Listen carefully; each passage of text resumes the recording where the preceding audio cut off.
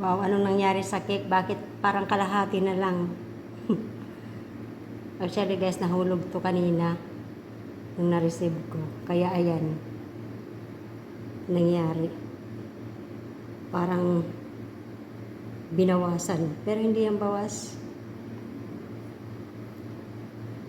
Na ano lang kanina, nahulog. Kaya ayan, sumiksik yung laman niya.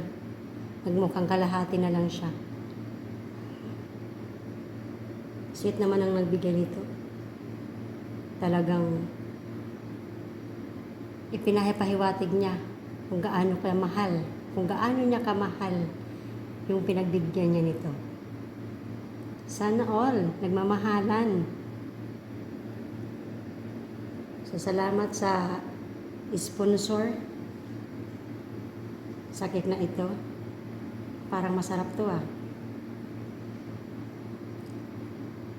Matikman nga. Yung heart niya, imbes na pula, kulay blue. Yan.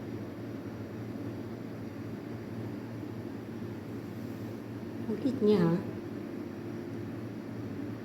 Ang cute ng mga hearts niyang maliliit.